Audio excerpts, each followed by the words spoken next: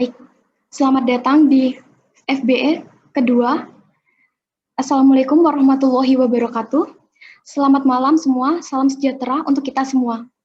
Alhamdulillah, puji syukur kita panjatkan kepada Allah Subhanahu wa Ta'ala yang telah memberikan berkat rahmat-Nya, kita dapat berkumpul dan menimba ilmu pada kesempatan kali ini. Meskipun dalam kondisi pandemi, semoga kita sehat selalu. Amin. Pada hari kedua FBE kali ini, merupakan serangkaian acara yang diselenggarakan dalam forum Versebi Basic Education tahun 2020. Pada hari ini kita akan menyampaikan materi ketiga yang berjudul Pengantar dan Urgensi Dakwah Ekonomi Islam.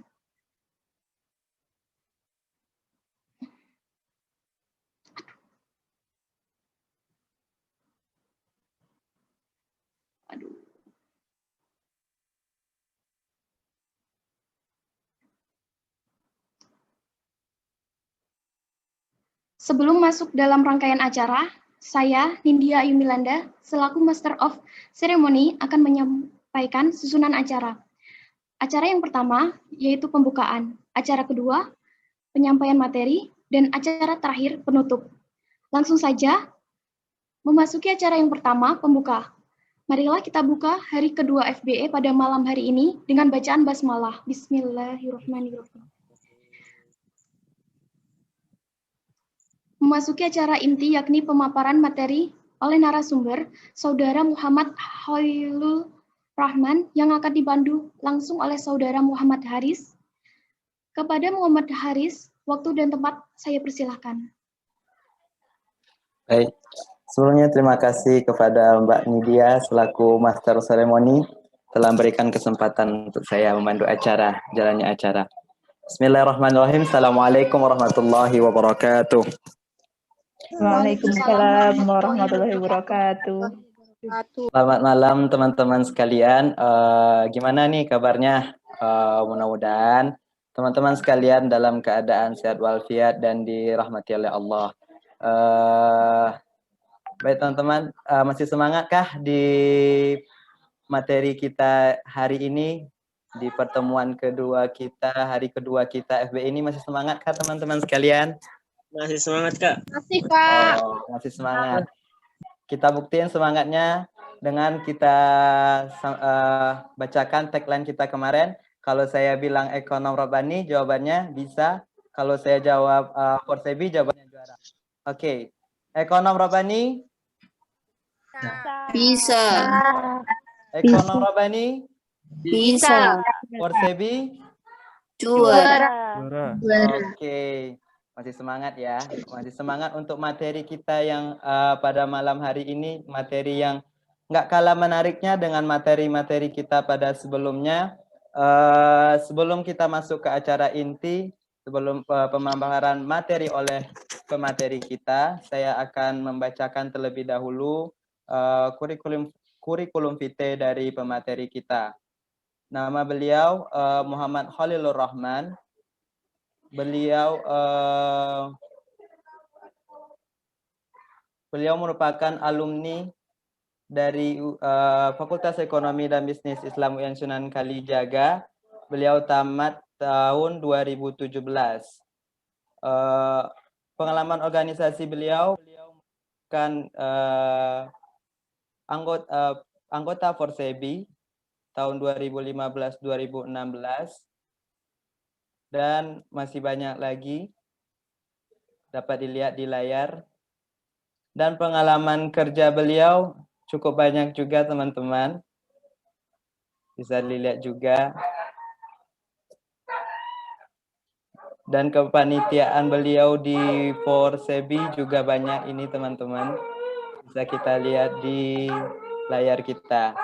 Baik, langsung saja kita ke inti acara, yaitu penyampaian materi terkait pengantar dan urgensi dakwah ekonomi Islam yang akan disampaikan oleh Mas Muhammad Khalilur Rahman. Kepada Mas Muhammad Khalilur Rahman kami persilakan.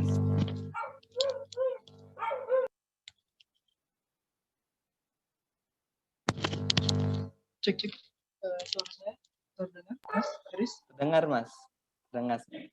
Jelas ya? Jelas Mas. Ya, sebelumnya jazakumullah khairan katsiran ya, senang sekali pada malam hari ini saya dihubungi Mbak siapa namanya kemarin dari Tian, Mbak Rini Kurniawati, ada nggak ya?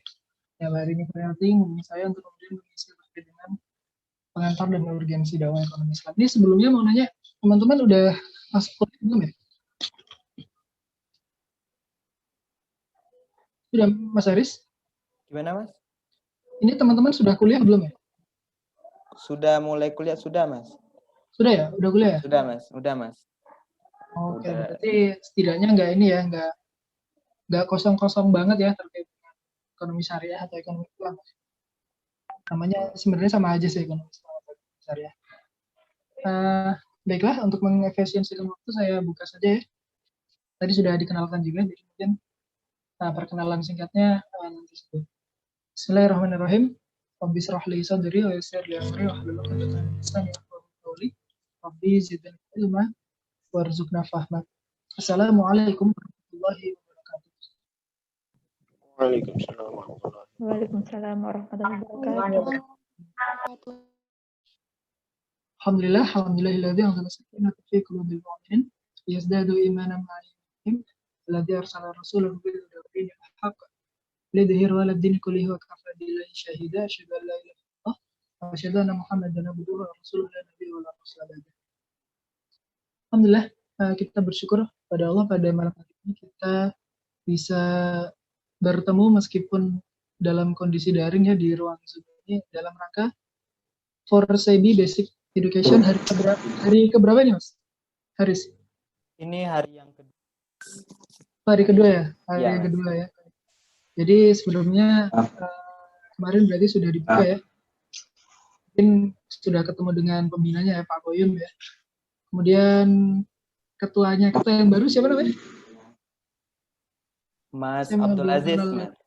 Mas Mas Abdul Aziz, ya. Ya mungkin Mas sudah ketemu juga dengan Mas Abdul Aziz. Perkenalan ya, saya Muhammad Lulur Rahman, bisa manggil saya Maulil. Saya alumni dari Ekonomi Syariah tahun 2013, saya lulus di tahun 2017. Ini yang Ekonomi Syariah banyak kan? Hadir, Kak. Wah, banyak ya? Ya.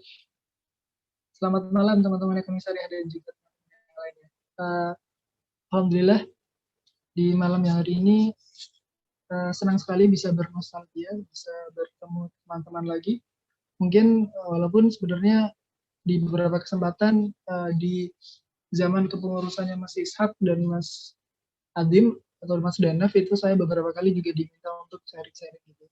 Jadi alhamdulillah senang sekali masih bisa rutin selama 2 tahun terakhir pasca lulus dari kampus UIN masih bisa bersilaturahim di teman-teman. Ini berapa orang nih anggota barunya Mas Haris? Anggota barunya sekitar 180-an. 180, banyak ya? Ya. Banyak banget.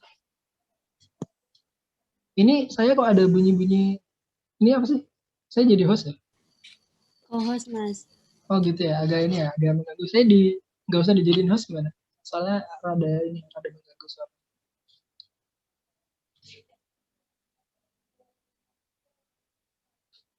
Ya, insya Allah pada malam hari ini saya diminta oleh panitia mengisi terkait dengan urgensi dakwah ekonomi. Gitu. Dakwah ekonomi Islam penting nggak sih dakwah ekonomi Islam? Mungkin sudah dapat materi apa aja kemarin Mas Haris? Mau tanya biar tahu deh. Hari pertama itu materi ke Forsebian sama Fose, habis itu materi perang pemikiran.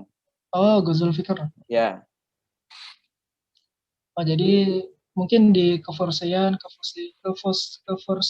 keforsean mungkin sudah sedikit disinggung ya terkait dengan ekonomi Islam, dan teman-teman yang sudah kuliah juga mungkin ada kali ya mata kuliah pengantar studi Islam, mungkin ada ya pengantar studi Islam, atau mungkin sudah dapat ekonomi mikro atau ekonomi makro Islam. Jadi sebenarnya penting nggak sih dakwah ekonomi Islam itu? Nah, pada malam hari ini kita akan diskusi terkait dengan ada 2 hal penting ya di materi pada malam hari ini. Yang pertama adalah terkait dengan dakwah, dakwah itu apa dan sebenarnya penting nggak sih dakwah. Kemudian yang kedua, ekonomi Islam dan bagaimana mengintegrasikan antara dakwah dan ekonomi Islam. Tapi sebelumnya saya ingin menyampaikan apa yang selalu saya sampaikan kepada setiap pengurus dan setiap anggota baru yang kemudian saya ketemu begitu di acara sharing-sharing. Yang pertama adalah bahwa jangan dianggap pada malam hari ini suatu kebetulan ya saya bertemu dengan teman-teman semua di sini. Jadi sejak beberapa tahun lalu saya mencoba untuk mengurangi menggunakan terminologi kata kebetulan. Jadi saya percaya bahwa tidak ada yang kebetulan di dunia ini. Jadi semuanya adalah rencana dan sudah tertulis di Lauhul Mahfuz. Jadi saya mencoba menggunakan terminologi kata qadarullah.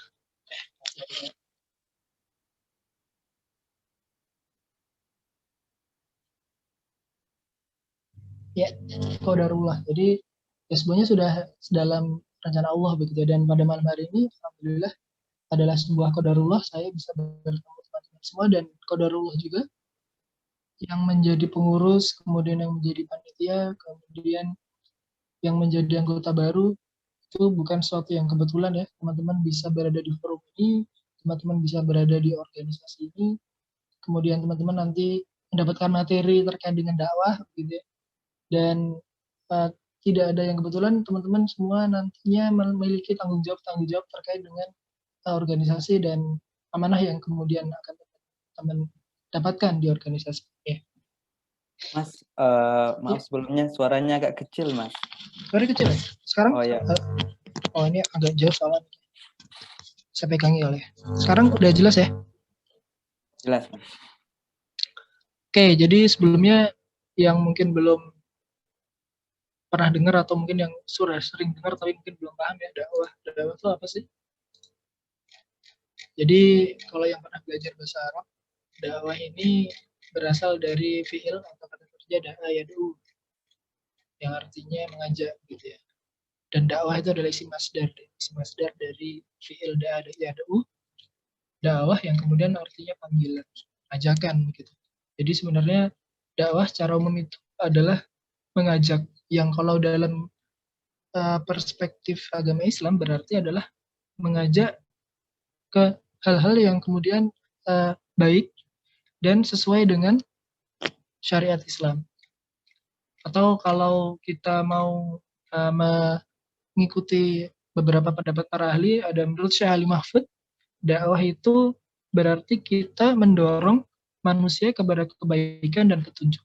Kemudian memerintahkan perbuatan yang diketahui kebenarannya, kemudian melarang perbuatan yang merusak individu dan orang banyak agar mereka memperoleh kebahagiaan di dunia maupun di akhirat. Ini dakwah. Nah, di Al-Quran bagaimana? Di Al-Quran banyak ya akan kita temui ayat-ayat yang berkaitan dengan dakwah dan kewajiban seorang muslim terkait dakwah. Kalau di situ kalau di PPT saya tulis surah Luqman di surat ke-31 ayat ke-17 yang artinya atau yang Arabnya A'udzubillahi minasyaitonirrajim ya bunayya aqimis shalah wa'mur bil ma'ruf wanha 'anil munkar wasbir 'ala ma asabak inna dzalika min azmil umur. Jadi teman-teman perlu ketahui bahwa di Al-Quran ini tidak banyak ya kita temui kisah-kisah atau nama orang yang diabadikan dalam Al-Quran. Jadi di Al-Quran ini akan kita temui nama-nama yang kalau dia ini nggak positif banget, ya negatif banget gitu. Ada Ya'juj dan Ma'juj, kemudian ada Qarun, kemudian ada Fir'aun, kemudian ada raja yang zalim pada Ashabul Kahfi. Gitu. Nah kalau yang manusia-manusia yang positif banget itu ya kita temui banyak dan utamanya nabi-nabi ya kita temui. Nah di sini luar biasa adalah di surah Luqman ini banyak ayat-ayat terkait dengan parenting ya, bagaimana seorang tua itu memberikan nasihat kepada anak-anaknya. Nah ini di sini di ayat ke-17 ini adalah salah satu nasihat dari seorang ayah kepada anaknya terkait dengan dakwah. Jadi ya bunaya, wahai anakku, dirikanlah aqimis shalah wa'mur bil ma'ruf wa nahi 'anil munkar. Jadi ya wahai anakku, dirikanlah salat dan suruhlah manusia mengerjakan yang baik dan cegahlah mereka dari perbuatan yang mungkar. Wasbir ala ma asabak, dan bersabarlah terhadap apa yang menimpa kamu. Inna dzalika min azmil umur. Nah, ini yang luar biasa di sini. Inna dzalika min azmil umur. Dan yang demikian itu termasuk hal-hal yang diwajibkan oleh Allah. Jadi saya ulangi ya. Dirikanlah sholat, kemudian suruhlah atau ajaklah manusia mengerjakan yang baik dan cegahlah mereka dari perbuatan yang mungkar. Itu adalah termasuk hal-hal yang diwajibkan oleh Allah. Nah, ini jadi kita temui di satu surat, di satu ayat surah Luqman ayat 17 bahwa perintah untuk mengajak kebaikan dan menyuruh untuk tidak berbuat yang mungkar itu adalah suatu kewajiban. Nah, kemudian di salah satu surat yang mungkin sering kita baca ya di Al-Quran, surah Al-Asr, nah, yang mungkin insya Allah semua kita hafal ya, wal asr innal insana lafi khusr illa alladziina aamanu wa 'amilus shalihaati wa tawassaw bil haqqi wa tawassaw bis sabr. Jadi kita disuruh untuk saling menasihati dalam kebaikan dan kesabaran gitu ya. Jadi banyak di sini jelas ya, jadi bagaimana dakwah itu menjadi suatu kewajiban bagi setiap muslim, dan insya Allah semuanya di sini muslim ya Mas Aris ya. Iya Mas. Ya muslim semua ya. Ya jadi Alhamdulillah muslim. jadi berapa ini? Ada 100 berapa? 144 orang termasuk saya sendiri adalah muslim yang kemudian wajib untuk berdakwah. Nah, bisa di next. Jadi pertanyaan di atas terjawab ya. Dakwah itu apa? Kemudian memang kita harus dakwah ya, harus dan wajib begitu ya. Karena memang Al-Qur'an dan banyak ayat-ayat di Al-Qur'an memerintahkan kita untuk berdakwah. Nah, kemudian terminologi kedua atau poin kedua yang kita bahas pada malam hari ini adalah ekonomi Islam. Ekonomi Islam itu apa sih? Apakah ekonomi yang bersyahadat? Apakah ekonomi yang menjalankan sholat 5 waktu? Bukan. Jadi ekonomi Islam ini, jadi banyak ya, kalau misalnya kita baca literatur, kita baca buku itu akan banyak kita temui pengertian atau maksud dari ekonomi Islam. Tapi secara sederhana, atau intinya, ekonomi Islam itu adalah suatu cabang ilmu pengetahuan yang berupaya untuk memandang, kemudian menganalisis, dan akhirnya menyelesaikan permasalahan-permasalahan ekonomi dengan cara-cara Islami. Nah, ini yang perlu digarisbawahi ya. Saya ulangi, suatu cabang ilmu pengetahuan yang berupaya untuk memandang, menganalisis, dan akhirnya menyelesaikan permasalahan-permasalahan ekonomi dengan cara-cara Islami. Yang kemudian kalau teman-teman sudah pelajari, sudah baca-baca ya.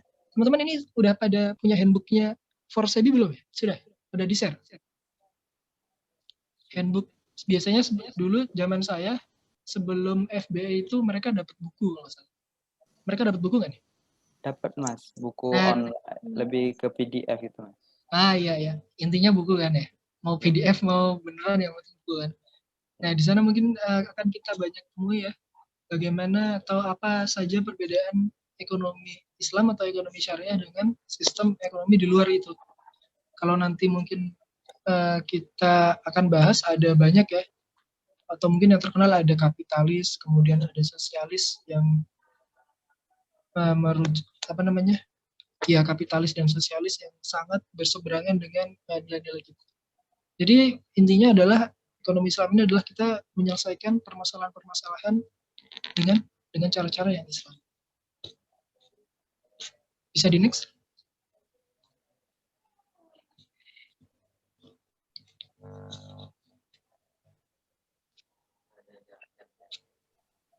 Sebentar ya. Oh ya. Kok nggak bisa bentar ya? Atau saya tambahkan ya, jadi ada dosen dari UII ini yang memiliki pengertian cukup menarik ya. Jadi definisi oleh Bapak Hana Zuzzaman dari P3E UII terkait dengan ekonomi Islam itu adalah merupakan ilmu ekonomi yang diturunkan dari ajaran Al-Quran dan Hadis, atau segala bentuk pemikiran ataupun praktek ekonomi yang tidak bersumberkan dari Al-Quran dan Hadis tidak dapat dipandang sebagai ekonomi Islam. Jadi untuk dapat menjelaskan masalah kekinian, maka digunakan metode fikih untuk menjelaskan dan menyelesaikan permasalahan-permasalahan tadi dengan ajaran Al-Quran dan Hadis. Jadi intinya poinnya adalah bagaimana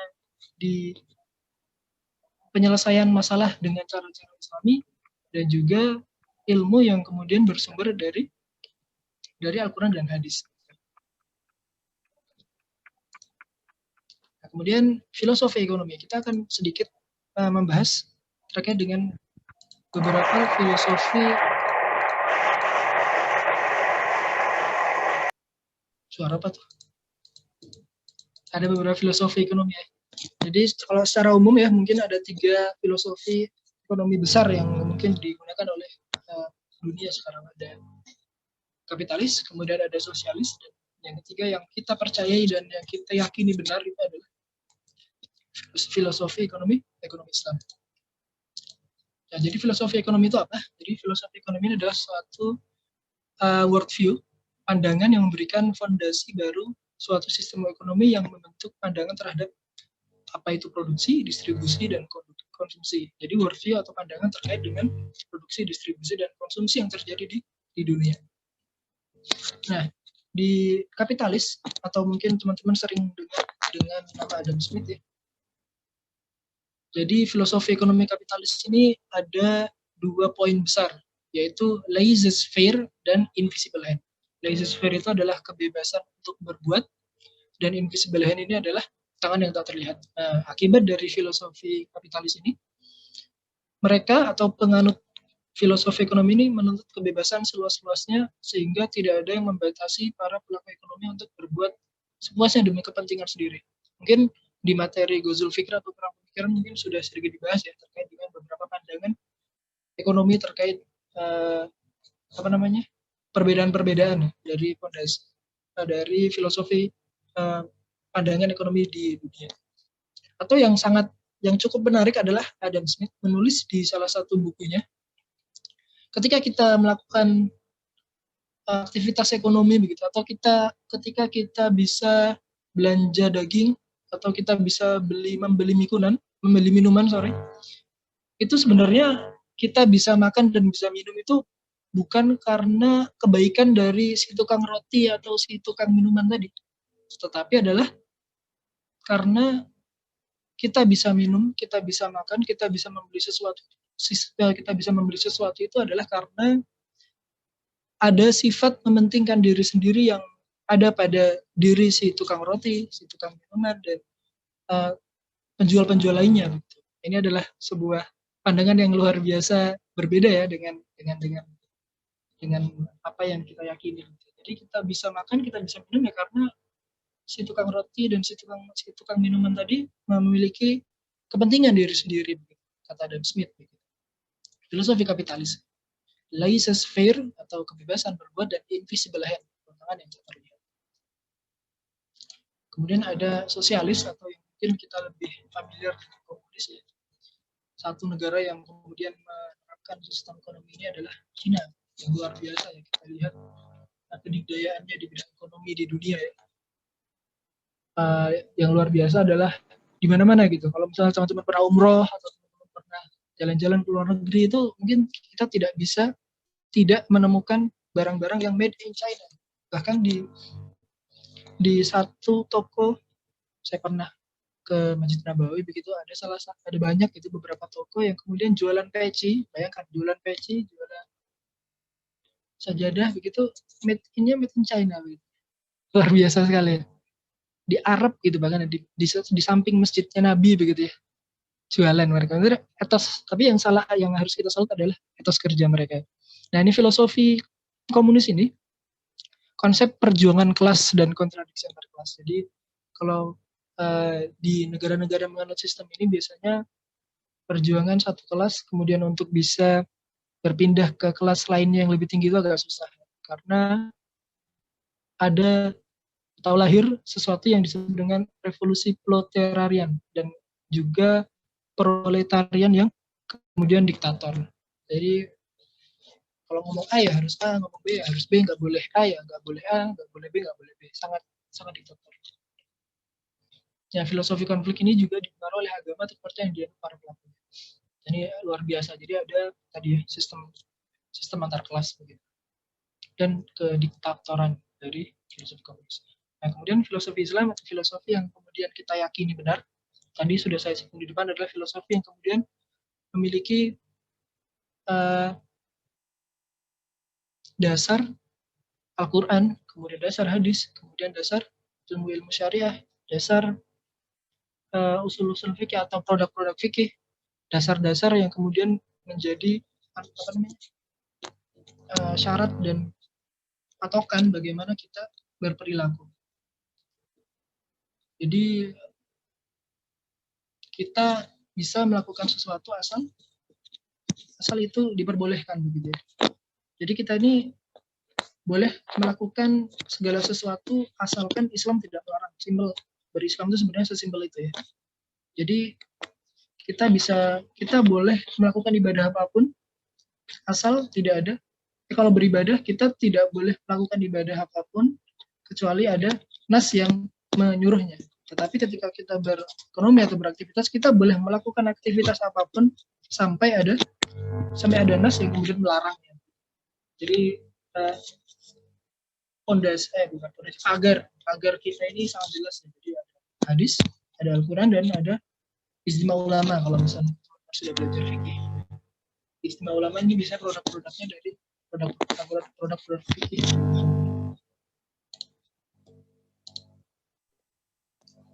Nah, maaf Mas, suaranya agak putus-putus gitu Mas. Oh, suara kecil lagi suaranya. Cek. Iya, Ada? Mas. Ada Mas. Ada ya. Iya Mas.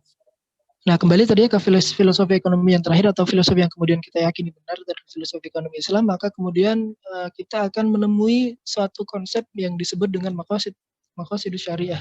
Ini sebenarnya satu konsep yang kalau misalnya mau diobrolin bisa berpuluh-puluh SKS ya, tetapi pada intinya adalah maqasidus syariah ini adalah sebuah konsep yang kemudian kita akan temui dari tulisan Imam Asy-Syatibi yang kemudian dalam melakukan segala aktivitas, dalam melakukan apapun, seorang muslim itu harus menjaga 5 hal. Menjaga 5 hal atau tujuan-tujuan bersyariah itu harus menjaga dari 5 aspek. Yang pertama adalah hizbuddin atau menjaga agamanya, kemudian hizbul akal, menjaga akalnya, hizbun nafas, menjaga dirinya, kemudian menjaga keturunannya, keturunan deh, saya lupa, dan hartanya, hizbul mal. Jadi ada 5 konsep itu yang kemudian menjadi batasan dan juga menjadi patokan dalam seseorang itu.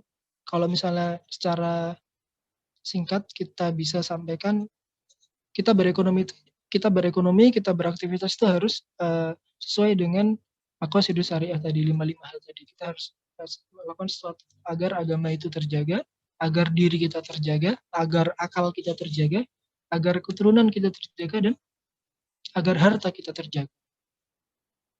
Bisa di next.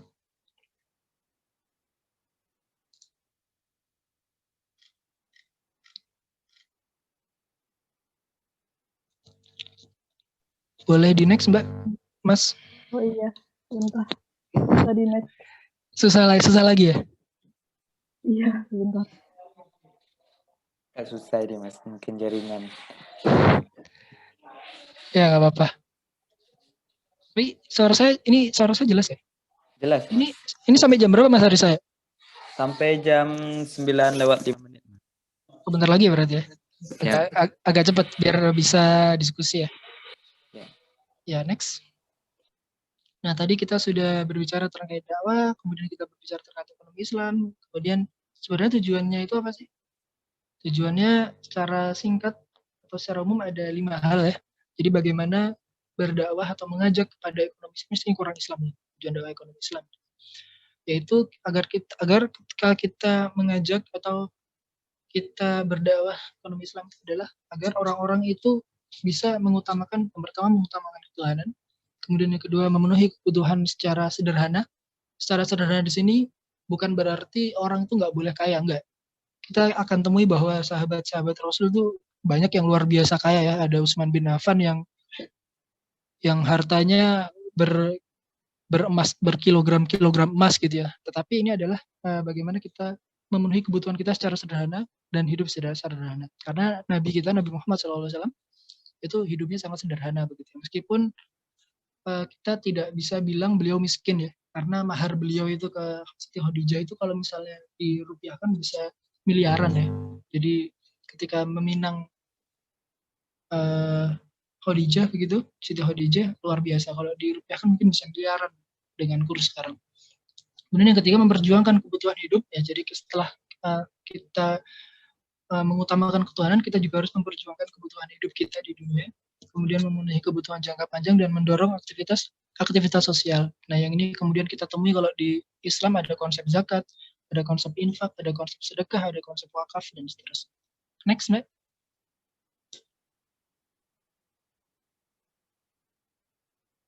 Error lagi.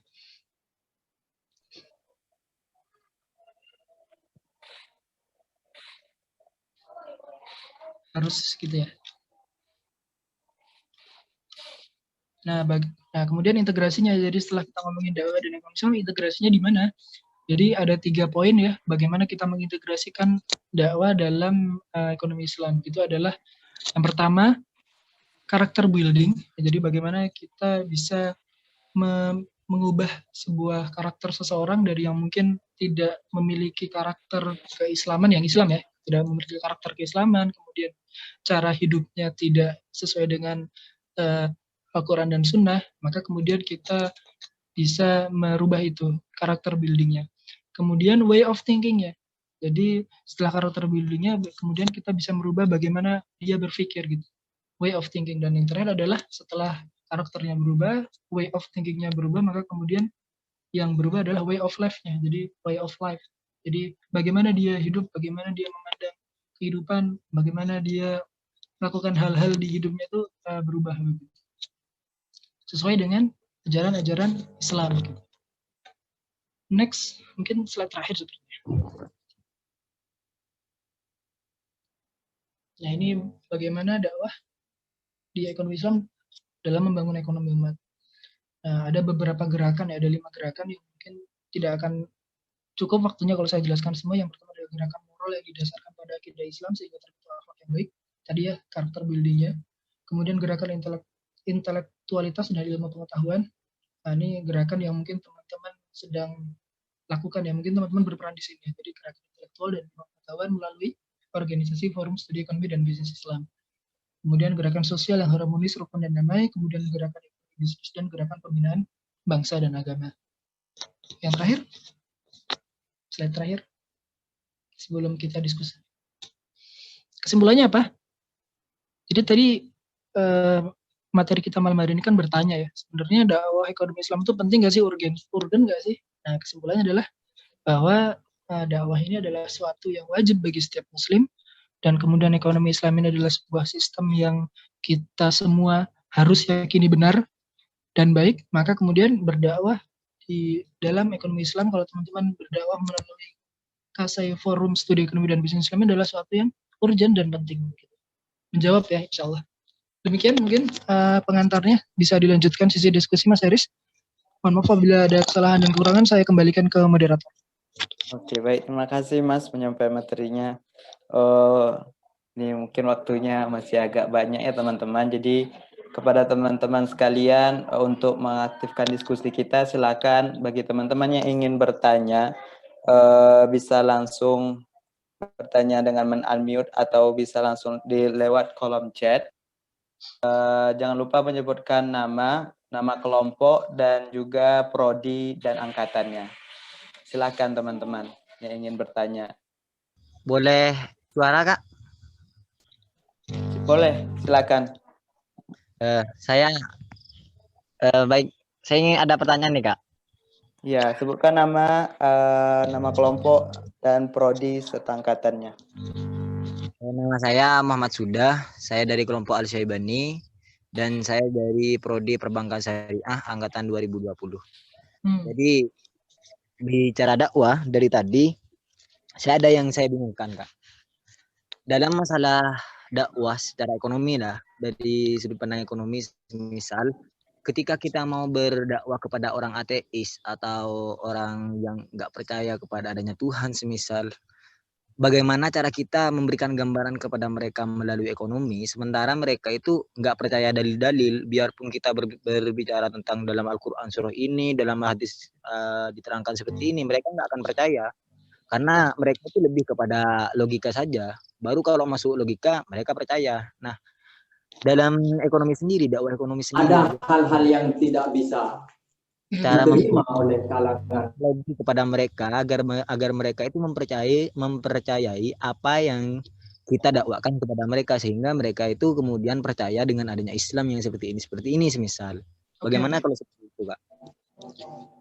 Ya, terima kasih Mas sudah. Ini mau langsung jawab atau ada pertanyaan lagi? Langsung jawab aja dulu, Mas. Langsung jawab ya. Ya, terima kasih Mas sudah dari Prodi Perbankan ya. Luar biasa pertanyaannya. Udah ngomongin ateis ya, luar biasa. Insya Allah. Saya pribadi belum pernah ketemu orang ateis ya, tapi kalau diskusi di online begitu mereka ini kritis-kritis ya. Jadi orang-orang ateis ini kritis-kritis dan sebenarnya pintar-pintar mereka. Pintar-pintar, cuman memang nggak beruntungnya mungkin mereka tidak bertemu dengan orang yang benar begitu ya. Tapi pada dasar mereka pintar. Sebelumnya mungkin tadi saya lupa sampaikan ya. Di sejarah ya kita belajar bahwa ada Nabi Nuh itu, kemudian ada Nabi Ibrahim, kemudian ada Nabi Muhammad SAW yang kalau bisa dibilang gagal ya mereka bisa saja kalau disebut gagal begitu ya. Gagal kenapa? Karena kalau misalnya teman-teman pelajari begitu ya, Nabi Ibrahim ini seorang yang Muslim, kalau misalnya kita pahami sekarang seorang yang Muslim, tapi orang tuanya, bapaknya seorang raja yang kafir. Kemudian Nabi Nuh yang luar biasa memiliki istri dan anak yang tidak percaya begitu pada Islam begitu. Kemudian Nabi Muhammad kita tahu memiliki seorang paman yang sangat dekat dengan beliau, kemudian sering melindungi beliau, kemudian banyak membantu terkait dakwah beliau. Tetapi yang luar biasa adalah paman Nabi ini, Abu Thalib, tidak bersyahadat sampai akhir hayatnya ya, begitu ya. Bayangkan ya, ada seorang nabi, beberapa nabi begitu yang orang tuanya, istri dan anaknya, kemudian pamannya saja tidak menerima dakwahnya. Begitu. Nah, ini bisa menjadi renungan begitu. Kalau orang-orang hebat, orang-orang spesial yang ditunjuk oleh Allah saja tadi belum bisa atau tidak bisa memberikan dakwah kepada orang-orang yang sangat dekat dengannya saja, lalu bagaimana kita begitu? Kita ini kan manusia biasa ya. Dibilang kiai juga enggak, dibilang ustadz juga bukan begitu ya. Cuman mahasiswa gitu kita nih. Maka kemudian ada satu pelajaran yang luar biasa yang bisa kita pelajari. Nabi Ibrahim, kemudian Nabi Nuh itu mereka berdakwah itu tidak 1-2 tahun ya. Mungkin ratusan tahun. Kalau misalnya teman-teman belajar sejarah itu mereka berdakwah mengajak ke orang-orangnya, ke keluarganya itu ratusan tahun. Kalau Nabi Muhammad itu diangkat umur 40, meninggal umur 63, berarti sekitar 23 tahun ya, berdakwah 23 tahun. Nah, kita ini siapa begitu? Kita ini siapa yang kemudian ketika kita berdakwah atau mengajak itu kita mengajak orang yang bukan keluarganya kita saja, kita berharap orang itu mendengar begitu. Jadi pelajaran apa yang bisa kita pelajari dari ini adalah tugas kita sebagai seorang muslim itu menyampaikan. Jadi dakwah itu mengajak dan menyampaikan hal yang kita yakini dan hal yang sesuai Islam itu benar begitu. Perkara mereka mau menerima, perkara mereka mau berubah pikiran, perkara mereka mau masuk Islam gitu ya, atau mereka mau yakini ekonomi Islam itu benar, itu hak prerogatif Allah itu, bukan hak kita itu. Itu bukan di domain kita itu. Kita mengajak orang untuk sholat, kita mengajak orang zakat, kita mengajak orang untuk masuk Islam, kita mengajak orang untuk berbuat baik. Itu tugas kita selesai di menyampaikan dan mengajak, itu selesai sudah tugas kita. Gitu. Kita tidak memiliki kewajiban untuk mereka berubah dan mereka mengikuti apa yang kita sampaikan. Enggak, kita enggak punya kewajiban sampai situ. Kewajiban kita ya cuma menyampaikan dan mengajak mereka kepada hal yang baik dan benar gitu. Jadi tidak sampai misalnya saya bertemu dengan orang ateis begitu ya, saya sampaikan hal-hal yang menurut saya benar dan itu benar menurut Al-Quran dan hadis. Maka saya tidak tugas saya ya cukup sampai menyampaikan tadi dan mengajak. Tidak sampai agar orang ateis tadi percaya dan seterusnya, enggak. Itu hak-hak Allah begitu. Tapi memang kalau misalnya bertemu dengan orang-orang tersebut ya kita ada hal-hal yang kemudian diatur begitu. Kita harus menyampaikan dengan ihsan, dengan baik, dengan tidak memaksa, tidak berteriak-teriak. Kemudian ketika kita mengajak juga kita melakukan dengan lemah lembut begitu. Mungkin jawaban saya seperti itu Mas Sudah. Jadi boleh Kak? Boleh nambahin nggak? Boleh. Monggo. Maksud saya seperti ini Kak, kan dakwah oke lah, saya setuju dengan penyampaian Kakak tadi bahwa yang kita itu tugasnya hanya menyampaikan saja, perkara mereka mau berubah atau tidak itu terserah mereka, karena itu adalah hak Tuhan kalau yang masalah seperti itu. Saya setuju. Tapi yang saya maksudkan seperti ini Kak, kalau seumpamanya cara yang dilakukan oleh Zakir Naik semisal itu kan mematahkan argumen-argumen mereka dengan melampirkan beberapa pendapat-pendapat karena memang beliau itu menguasai dari kitab yang udah semisal dari Kristen dan lain sebagainya, Al-Bible itu udah hafal kepala. Kayak sumamanya kalau dari segi filsafat Rocky Gerung itu mampu mempermainkan retorika. Nah yang saya tanyakan sekarang itu perkenaan dengan ekonomi. Bagaimana dengan ekonomi yang udah kita pahami semisal seperti yang sekarang, cara memberikan mereka pemahaman tentang dakwah yang kita ingin dakwahkan melalui ekonomi itu seperti apa? Apakah kita dengan menggambarkan dengan bahwa ekonomi itu jalannya sistem mudharabah ini seperti ini kan, semisal seperti itu yang saya maksudkan. Oh begitu ya. Bukan dari bagaimana kita itu tugas kita menyampaikan, bukan dari itu, tapi cara bagaimana orang ekonomi itu menyampaikan agar bagaimana orang ateis itu menerima apa yang kita dakwahkan seperti itu. Ya, saya coba jawab sepemahaman saya karena saya juga belum pernah berdakwah atau mengajak orang ateis untuk berekonomi secara Islam gitu. Tapi yang jelas bahwa ekonomi Islam ini adalah sebuah sistem yang kemudian sangat logis gitu. Kalau misalnya tadi di kapitalis kita temui bahwa keinginan individu dan keinginan individu itu adalah suatu hal yang mutlak begitu ya. Jadi tidak penting apakah orang itu tidak penting apakah orang itu miskin, kaya, kemudian dia butuh atau tidak, yang jelas adalah kepentingan kita terpenuhi begitu ya. Nah, di Islam kan tidak seperti itu. Kita memiliki banyak hal yang sifatnya adalah kita tidak boleh sampai kemudian menzalimi orang begitu ya. Jadi sistem yang kemudian kalau orang yang tidak memiliki agama pun sebenarnya bisa paham begitu ya, bahwa di Islam ini sebenarnya bukan hanya hal-hal yang sifatnya religiusitas saja, tapi juga sangat kafah begitu ya. Tidak hanya berbicara terkait ritual-ritual saja, tetapi di Islam ini adalah satu hal yang kemudian berbicara kita dari bangun tidur sampai tidur lagi. Kita makan, kita tidur, kita berperilaku dengan orang, kita bermuamalah, kita berjual beli, itu maka kemudian diatur dan di ekonomi Islam ini kan teman-teman akan baca bahwa kita tidak boleh menzalimi orang, kita tidak boleh menipu, kita tidak boleh menyembunyikan cacat begitu. Kalau misalnya kita berjualan ya, kita tidak boleh menyembunyikan cacat, kita harus jujur dalam berjual beli.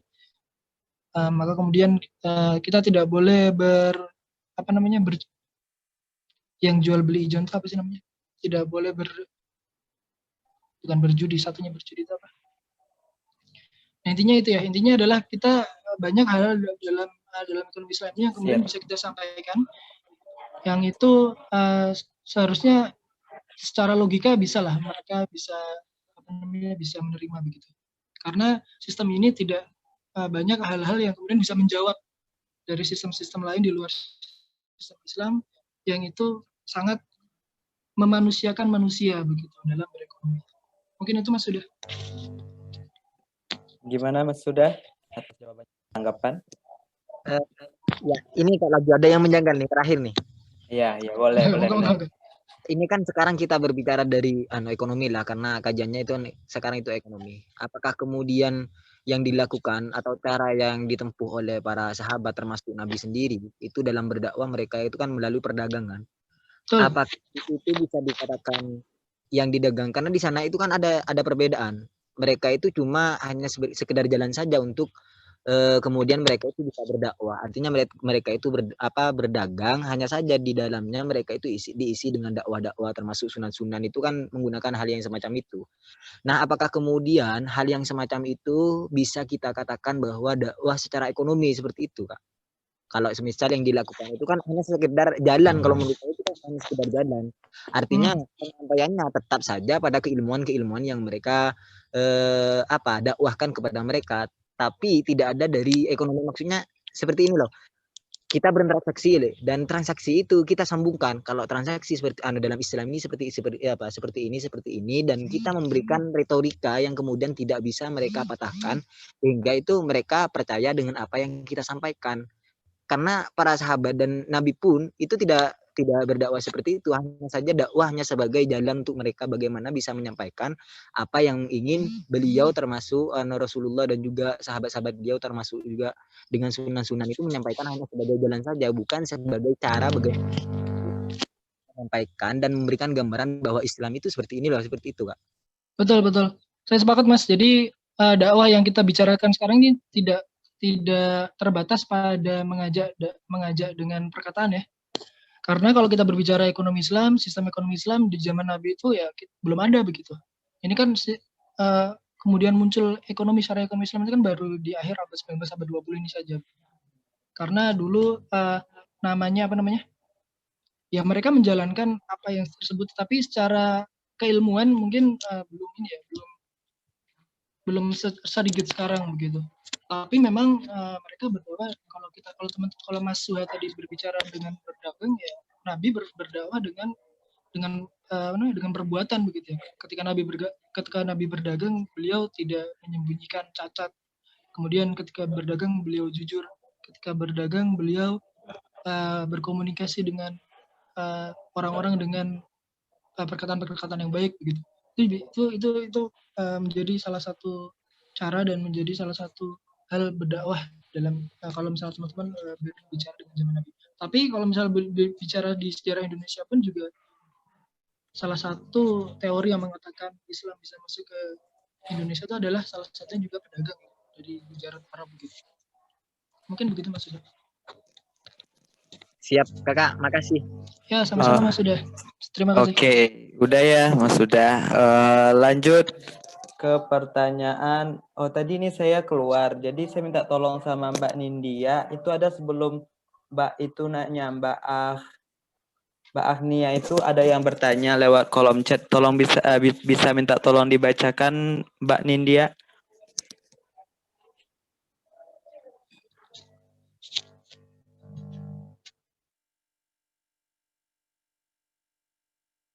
Yang mana nih? Yang Mbak Linda Meilani bukan? Saya juga lagi baca kolom komentar. Yang sebelum Agnia Mawadah itu ada pertanyaan. Pertanyaan dari Linda Meilani dari kelompok Ibnu Taimiyah. Izin bertanya dalam konsep. Bagaimana? Haris? Suaranya agak putus.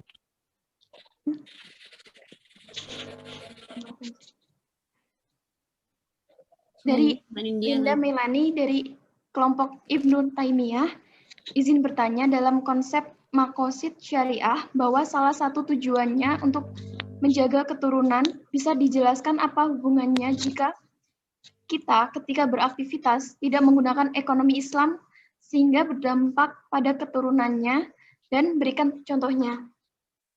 Oh, ya langsung saya jawab nih atau gimana Mbak? Langsung. Atau mau dibacakan yang lain dulu?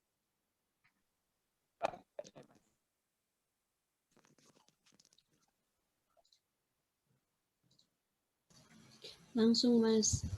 Langsung aja ya. Terkait dengan hifdzul menjaga keturunan ya. Apa kaitannya beraktivitas ekonomi dengan menjaga keturunan? Nah, kalau di Islam, di agama kita kan percaya bahwa hal-hal yang baik atau hal yang buruk itu bisa mengakibatkan keburukan gitu. Nah, salah satunya adalah ketika kita beraktivitas. Ketika beraktivitas, kita melakukan produksi, konsumsi, kemudian kita melakukan jual beli gitu. Ketika kita tidak mengindahkan kaidah-kaidah yang sesuai dengan syariah, maka kemudian itu akan bisa berdampak.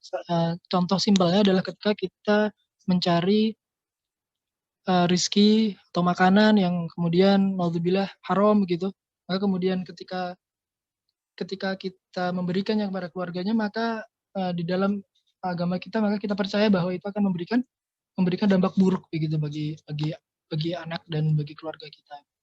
Simpelnya seperti itu, Mbak.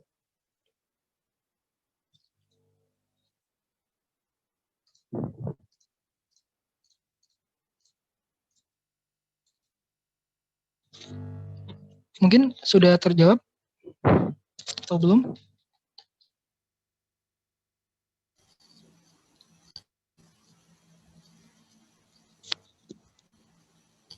Mas moderator, monggo, saya kembalikan ke moderator. Bentar Mas, masih baru join lagi. Oh gitu. Ya.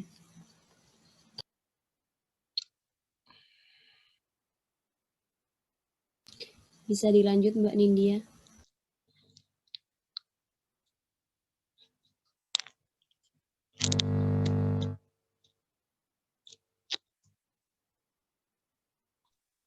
Nampaknya sudah jelas, Kak, dari Linda Mailani. Yep. Lanjut ke pertanyaan selanjutnya dari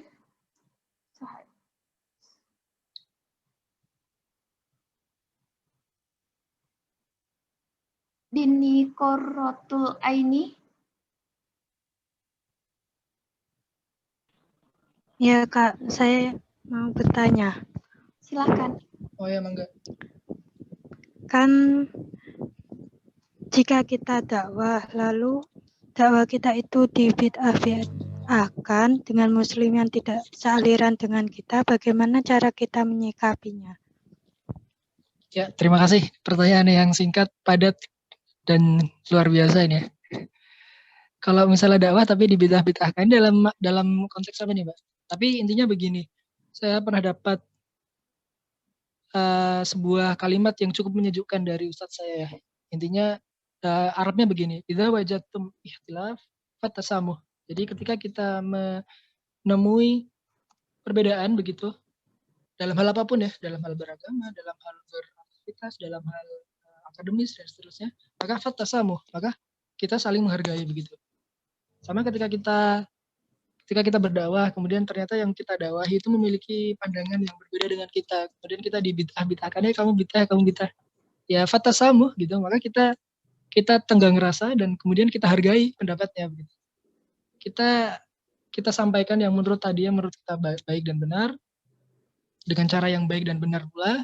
Ketika mereka merespon dengan bid'ah-bid'ahkan dan menyalahkan kita, ya sudah gitu, fatasamuh, maka kita hargai dan kita tenggang rasa begitu. Semoga bisa menjawab. Mbak, siapa tadi Mbak Dini ya? Baik, Kak. Pertanyaan dari Fajar Sodik dari kelompok Ibnu Taimiyah, dipersilahkan. Baik, Kak. Apakah suara saya terdengar dengan jelas? Sudah. Jelas, Mas Fajar. Jelas. Baik. Assalamualaikum warahmatullahi wabarakatuh. Kak, apa kabar sebelumnya? Waalaikumsalam warahmatullahi wabarakatuh. Sehat, Mas Fajar? Jelas. Jadi gini ya, Kak ya, yang saya ingin tanyakan, berbicara tentang mendakwahkan ekonomi Islam ini merupakan suatu hal yang sangat menarik ya, Kak ya. Karena bagaimana sih caranya agar kita itu mampu membumikan ekonomi syariah dan mampu ibaratkan mempertahankan eksistensinya dengan baik. Nah, yang saya ingin tanyakan ini berkaitan dengan perbankan syariah ya, Kak. Kita ketahui bahwasanya MUI pada tahun 2000 itu sudah mengeluarkan fatwa yang menyebutkan bahwasanya bunga itu tidak sesuai dengan sistem syariah. Ya. Kalau sudah jelas itu menyebutkan seperti itu. Kita juga sudah mengetahuinya bahwasanya bunga merupakan sesuatu yang kan dalam surah Al-Baqarah juga disebutkan, atau juga masuk riba itu kan dalam surah Al-Baqarah disebutkan haram riba. Yep. Nah, Indonesia sebagai negara populasi Islam terbesar, mengapa masih sampai saat ini itu masih saja diibaratkan menggunakan sistem keuangan atau perbankan syariah yang menggunakan bunga itu. Padahal kan realitanya seharusnya kan sebagai orang Islam harusnya mengetahui dan harusnya sudah mampu mengalihkan daripada yang tadinya riba menjadi ke yang halal itu. Padahal kita ketahui bahwasanya tadi sudah dijelaskan bahwasanya kan riba merupakan sesuatu yang tidak sesuai dengan prinsip syariah, dan apabila kita pelajari lebih dalam lagi ternyata bunga itu masuk dalam riba itu. Nah, yang saya tanyakan, bagaimana hal tersebut bisa terjadi, Pak. Bagaimana hal tersebut bisa terjadi, padahal Bank Syariah kan sudah berdiri itu sudah berkembang kurang lebih 20 tahun terakhir. Namun pada saat ini kenyataannya market share perbankan syariah itu hanya 6% gitu, atau Betul. Iya. Nah, jadi mengapa hal tersebut terjadi? Lalu bagaimana sih cara kita? Kita kan di sini sebagai kader Forsebi calon itu. Bagaimana cara kita menentukan standing position kita untuk mendakwakan hal tersebut? Bahwasanya ini loh yang baik gitu loh. Itu bagaimanakah caranya supaya kita itu tahu apa yang harus kita lakukan dan tahu apa yang harus kita kerjakan agar hal-hal yang seharusnya itu baik ya kita publikasikan kepada halayak ramai. Seperti itu, Kak. Terima kasih. Assalamualaikum warahmatullahi wabarakatuh. Waalaikumsalam warahmatullahi wabarakatuh. Luar biasa pertanyaannya. Sangat menarik begitu ya. Mayoritas Islam tetapi market share-nya cuma 6%-an padahal sudah 20 tahunan begitu ya. Ya pertanyaannya juga bisa dibalik begitu ya, karena yang pertama bank konvensional sudah berjalan jauh lebih lama begitu, mungkin bisa dikatakan sekitar 65 sampai 70-an tahun begitu. Atau bahkan lebih, bahkan sebelum merdeka pun sudah ada bank-bank konvensional begitu. Kemudian yang kedua adalah bahwa orang-orang yang concern dan tahu begitu bagaimana atau tahu bahwa MUI telah mengkategorikan bahwa bunga bank itu adalah riba itu tidak banyak begitu. Dan itu memang sudah tugasnya MUI begitu. Dan orang-orang yang kemudian paham dan yakin bahwa tidak menggunakan bunga bank itu adalah hal yang baik itu juga tidak sebanyak orang-orang yang tidak tahu begitu. Maka kemudian salah satu tugas dari MUI, dari bank, dari kader-kader KASE, kalau misalnya se-Indonesia ada FOSE begitu ya, kader FOSE ya, adalah mensosialisasikan itu, dan itu tugas. Kalau tadi ditanya standing position-nya di mana ya, standing position paling logis dari seorang mahasiswa karena memang belum memiliki kekuatan politis ya paling logis ya mengajak orang terdekat dan mensosialisasikan melalui apa? Melalui kalau misalnya dalam kader akademik, dalam bidang akademik bisa melalui diskusi publik, bisa melalui seminar, bisa kalau sekarang bisa webinar, kemudian bisa melalui disemisasi ilmiah, kemudian bisa melalui bedah karya ilmiah, kemudian mengikuti paper, kemudian menulis di kolom surat kabar berita baik itu offline maupun online. Itu banyak standing position yang bisa kita lakukan sebagai seorang mahasiswa. Tapi kalau misalnya ditanya mengapa kita seperti itu ya, karena sistem ekonomi konvensional yang sudah berjalan itu jauh lebih lama. Kemudian mengubah sistem suatu negara itu tidak mudah. Kemudian juga orang yang mengerti dan paham dan itu tahu bahwa bunga bank itu termasuk riba itu tidak sebanyak orang yang tidak tahu begitu. Pemahaman saya seperti itu ya. Tapi jawaban yang paling logis yang bisa menjawab adalah mengubah sistem suatu negara yang sudah berjalan puluhan tahun itu tidak mudah begitu. Saya yakin MUI itu juga sudah sering teriak-teriak, saya yakin MUI, kemudian juga para ahli ekonomi Islam itu saya yakin sudah sering begitu mengingatkan, kemudian teriak-teriak begitu, baik itu di publik maupun tidak. Tapi sekali lagi tadi, orang yang tidak tahu, orang yang memang belum tahu dan mengubah sistem yang sudah berjalan puluhan tahun lebih lama itu tidak mudah begitu.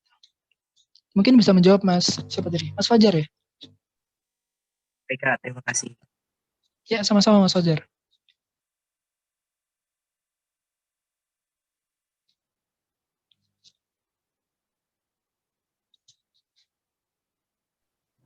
Baik, terima kasih.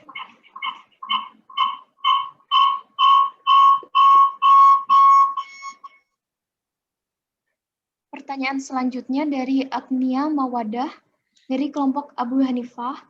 Izin bertanya Kak, dari materi yang telah dijelaskan, tadi kita mengetahui bahwa ekonomi Islam itu adalah ekonomi yang paling baik dari sistem ekonomi yang lain. Bagaimana Kak cara kita agar bisa menyadarkan orang lain bahwa ekonomi selain Islam itu bukan sistem yang benar dan termasuk dalam Ghuzul Fikri bagi kita, khususnya umat Islam. Terima kasih. Bagaimana cara? Mungkin jawaban saya sebelumnya sudah sedikit banyak bisa menjawab ya. Karena sekali lagi influence kita sebagai seorang mahasiswa itu tidak sebesar para pejabat dan para politisi ya. Sebagai mahasiswa yang paling logis tadi kita mengajaknya melalui hal-hal yang sifatnya berbau akademis tadi. Kalau misalnya Forsebi ya berarti bisa melakukan kampanye, baik itu kampanye online maupun offline, kemudian bisa mengupload atau membuat konten-konten yang sifatnya informatif dan ajakan begitu. Atau membuat webinar, mengikuti membuat kajian publik. Nah, itu adalah cara yang paling logis apabila kalau dalam perspektif mahasiswa gitu ya. Tadi mahasiswa karena mahasiswa memang belum memiliki influence yang cukup kuat gitu. Tapi saya garis bawah ya, kalau misal baik di sini kita, kalau misalnya dibilang baik, kalau dari segi profit dan seterusnya sebenarnya kita nggak bisa dibilang paling baik gitu ya, karena kapitalis itu menghalalkan segala cara gitu ya, paling simpelnya. Tapi mungkin bisa dibenar dengan sistem yang paling benar gitu ya. Sistem yang paling benar belum tentu paling profit. Mungkin itu Mbak, siapa tadi? Mbak Agnia ya, semoga bisa menjawab. Tadi jawaban sebelumnya sebenarnya bisa menjawab. Bagaimana caranya ya tadi sebagai mahasiswa seperti itu. Dan sebagai kader Forsebi ya. Kalau di Forse mungkin secara nasional lebih ini ya, lebih leluasa itu karena mereka punya akses ke pejabat, mereka punya akses ke MUI, ke DSN, ke BI begitu. Mereka bisa memberikan hasil-hasil riset ke mereka gitu, dan itu sudah dilakukan gitu. Kemudian menemui orang-orang yang memiliki pengaruh gitu, melakukan audiensi OJK, DSN, BI, MUI dan seterusnya. Kalau secara nasional FOSE yang notabene isinya orang-orang yang masih mahasiswa juga sudah melakukan itu begitu. Tapi kalau teman-teman yang mungkin masih mahasiswa baru dan juga baru bergabung di Forsebi tadi bisa melakukan yang paling terdekat ya diri dan keluarga. Kemudian yang kedua tadi lingkungan-lingkungan akademis dengan hal-hal atau kegiatan-kegiatan akademis yang sifatnya informatif dan juga ajakan. Begitu Mbak. Siapa Mbak Linda ya? Mbak Agni ya?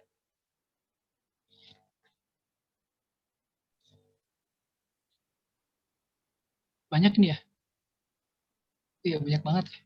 Saudari Agnia Mawadah, apakah sudah jelas atas pertanyaannya? Ya, terima kasih. Ya, sama-sama Mbak Agnia. Baik, kita lanjut ke penanya ke selanjutnya. Dari Rosyad Mahi, dari Ibnu Rusyid. Silakan.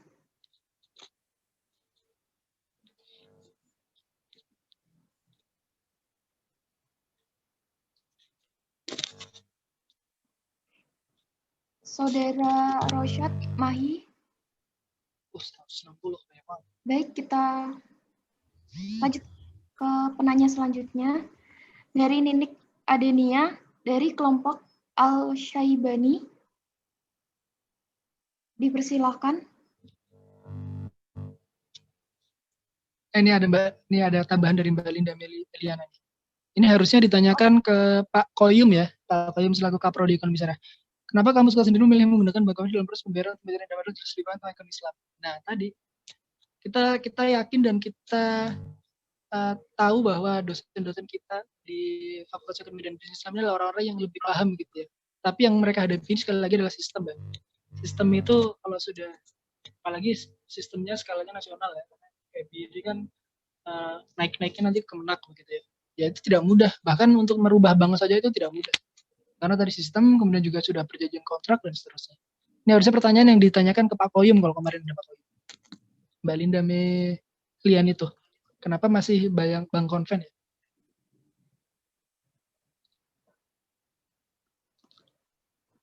Atau kita bisa bertanya ke diri kita sendiri semuanya ya. Jangan-jangan kita ikutan Forsebi tapi banknya masih bank konven begitu ya. Sama aja gitu ya. Kita ngobrol ngalor ngidul kemana-mana gitu, tapi ternyata banknya masih konven. Kalau saya alhamdulillah sudah tidak menggunakan bank konven, tapi bank saya sudah besar semua. BSM dan bank muamalat. Terutama bank muamalat ya, karena isunya kemarin memang sudah kondisinya genting dan hampir bangkrut bank muamalat ini adalah. Padahal bank muamalat ini kan bank pertama bank syariah pertama di Indonesia ya. Jadi ya kita selaku yang paham sebagai mahasiswa Fakultas Ekonomi dan Bisnis Islam ya minimal kita support lah, buka rekening di bank muamalat. Dan alhamdulillah saya pribadi sudah di bank muamalat. Ini masih banyak banget nih Mbak Ini sampai jam berapa nih Mbak? Mau dijawabin semua ya Mbak Ninda?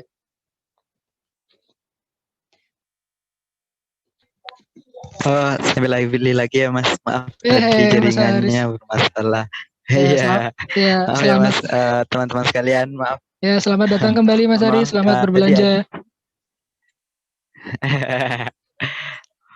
Tadi ada kesalahan teknis. Ini sesi diskusinya sampai jam 9, Mas. Oh, masih lama ya? Ya, lanjut. Ya, masih lama, Mas. Ini lanjut ke apa lagi? Saya bacain deh. Pertanyaan selanjutnya.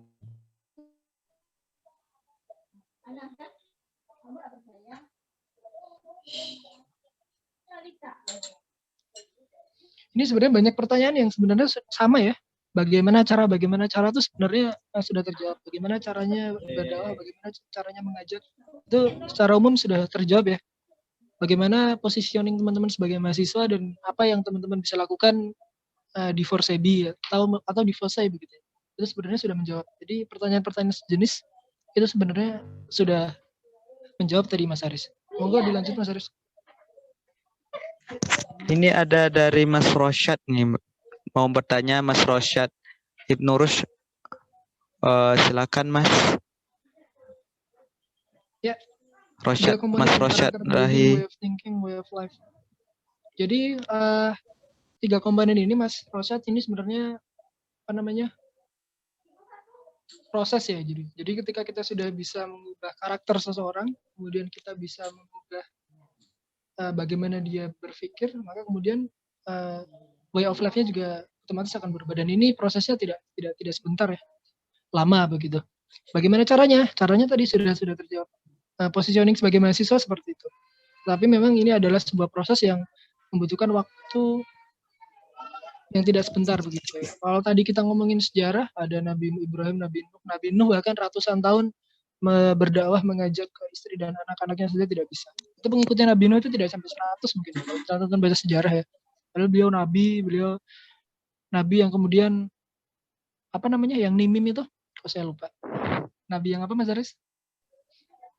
Nabi yang spesial ya, yang Rasul ya, 5 Rasul yang spesial saja ratusan tahun belum bisa mengajak gitu ya. Tapi jadi ya tugas kita tadi ya, mengajak dan terus mengajak dan terus menginformasikan sebagai ulul azmi Mas.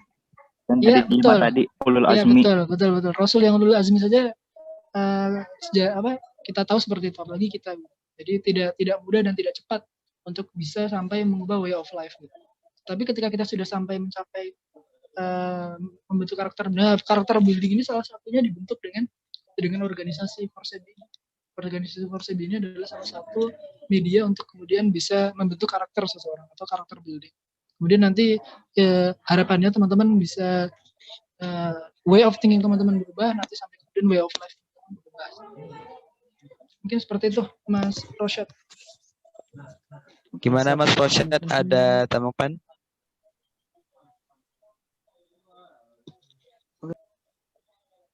Oh, mungkin cukup ya.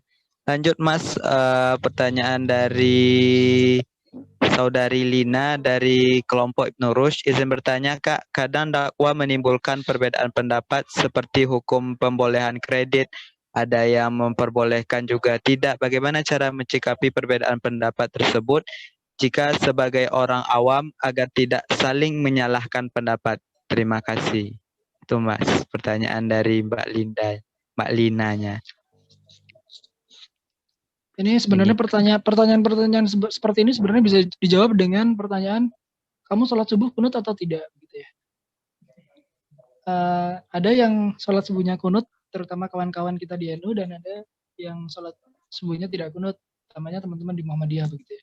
Sama dengan bagaimana ada ulama yang membolehkan kredit, ada yang tidak membolehkan. Ya, cara menjawabnya tadi, kenapa kamu kunut, kenapa kamu tidak? Ya karena ya saya memahami bahwa kunut itu harus gitu. Saya memahami bahwa kunut itu tidak harus. Sama dengan tadi, saya memahami bahwa kredit itu boleh, atau saya memahami menurut ustadz ini atau kiai ini atau ulama ini kredit ini tidak boleh. Tapi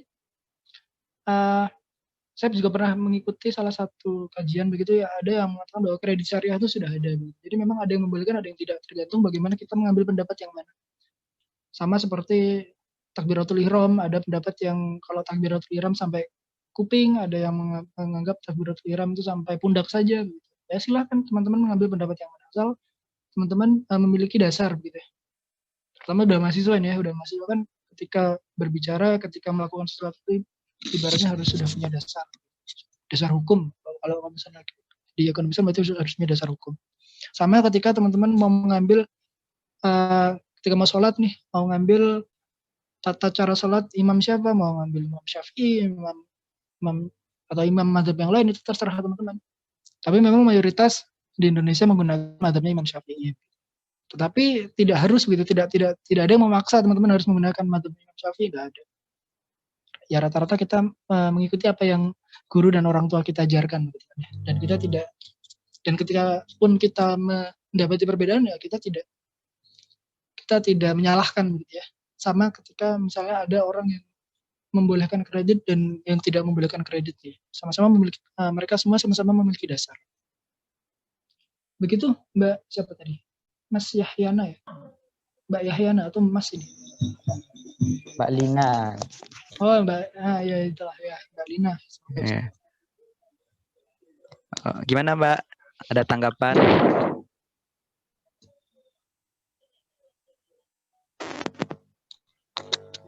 Intinya kalau teman-teman masuk Forsebi, ya, kalau sudah masuk Forsebi, sudah jadi mahasiswa tuh teman-teman harus bisa lebih bijak gitu. Jadi ketika mungkin dulu ketika SMP, SMA mendapati perbedaan, bawaannya pengen bantah, emosian begitu. Tapi kalau sudah mahasiswa ini, apalagi sudah masuk Forsebi, harus lebih bijak, gitu. Harus lebih banyak, harus lebih sering riset gitu ya. Ketika ada sesuatu yang berbeda dengan apa yang kita yakini, coba kita riset gitu. Jangan mereka punya dasar yang kuat juga sama dengan yang kita yakini. Ini berlaku untuk semua hal ya, tidak hanya di kredit, tidak hanya di ekonomi Islam, tapi di dalam hal apapun. Pun ketika kita di dalam kelas, ketika kita dapati pendapat teman kita berbeda, ya coba di riset, jangan-jangan teman kita punya dasar yang juga kuat, ya, sama kuatnya dengan dasar yang kita yakini. Intinya kalau udah jadi mahasiswa harus lebih bijak dalam menghadapi perbedaan. Lebih bijak dan lebih tasamuh, lebih tegang rasa. Mungkin begitu Mas Haris. Oke Mas, kata Mbaknya udah jelas. Lanjut ke pertanyaan selanjutnya dari Saudari Pujanti. Saat ini Indonesia menganut sistem ekonomi Pancasila. Apakah akan ada kemungkinan di masa depan Indonesia bisa menerapkan sistem ekonomi Islam dalam perekonomiannya? Dan apakah cocok jika sistem ekonomi Islam diterapkan di Indonesia, melihat penduduk Indonesia tidak hanya yang beragama Islam saja? Itu Mas. Pertanyaan dari Mbak Pujianti. Saat ini Indonesia menganut sistem ekonomi Pancasila. Ini pendapatnya siapa dia?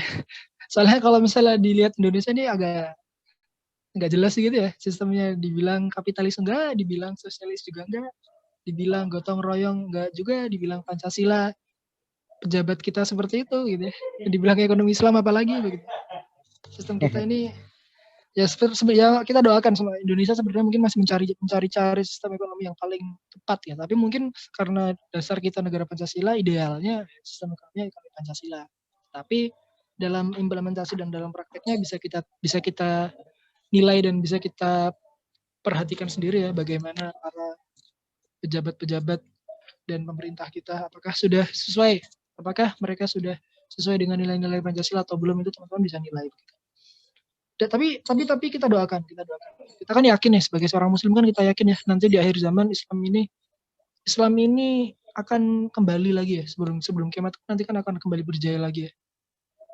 Akan kembali berjaya dan akan kembali tegak begitu ya. Ya kita doakan semoga Indonesia adalah salah satu negara yang kemudian bisa menjadi salah satu dari tegaknya Islam di dunia ini lagi.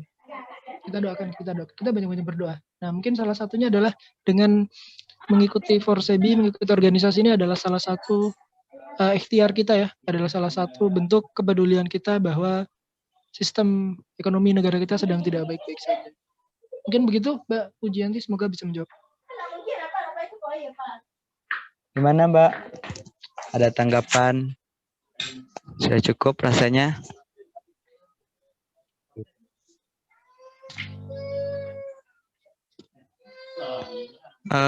Lanjut ya Mas, lanjut aja. Mungkin kayaknya udah paham. Lanjut ke pertanyaan dari Saudara Doni dari kelompok Al-Marwadi. Izin bertanya, kenapa riba dilarang? Apa akibatnya? Itu loh Mas pertanyaannya. Ini pertanyaan dasar banget. Ini sebenarnya ini serius apa cuma ngetes nih Mas? Ini mereka serius mungkin. Belum Serius tahu.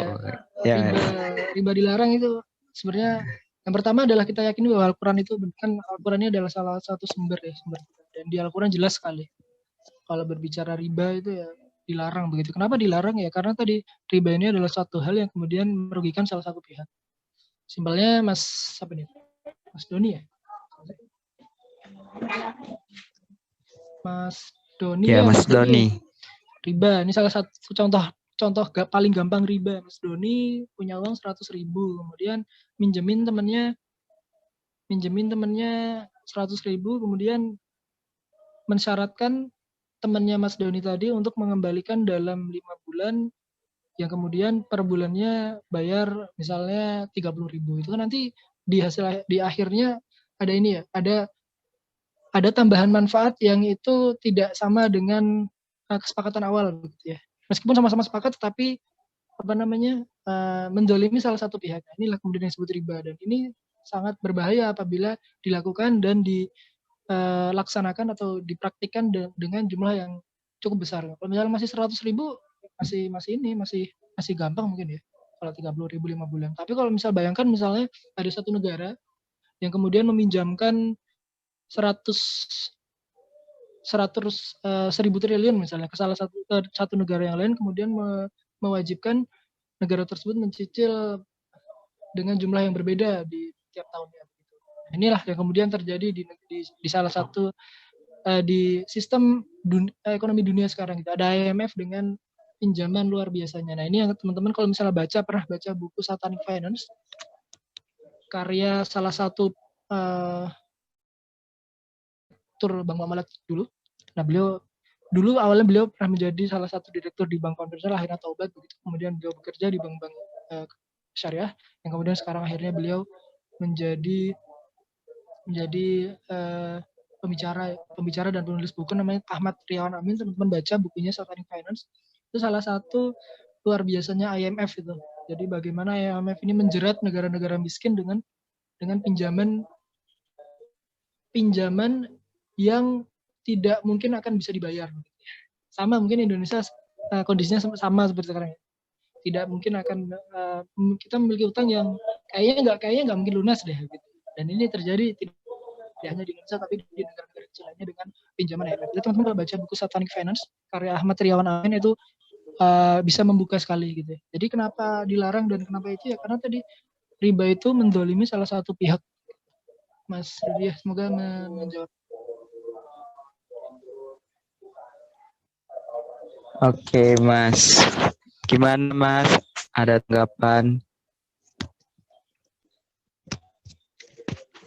Sepertinya cukup ini, Mas, dari... Ya, sip. Mas, lanjut ke pertanyaan berikutnya dari Dini.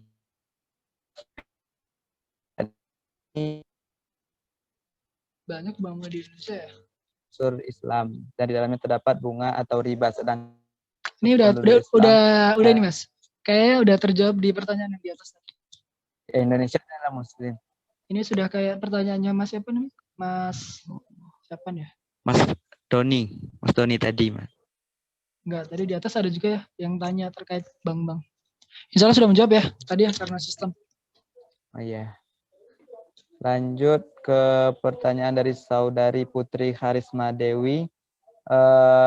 Dasar-dasar apa yang diperlu diketahui tentang perbankan syariah untuk kedepannya guna memperdalam ilmu ekonomi Islam sebagai mahasiswa baru perbankan syariah, sedangkan dalam keadaan daring seperti ini, Kak, dalam arti sulit memahami untuk pendalaman materi ekonomi Islam gitu.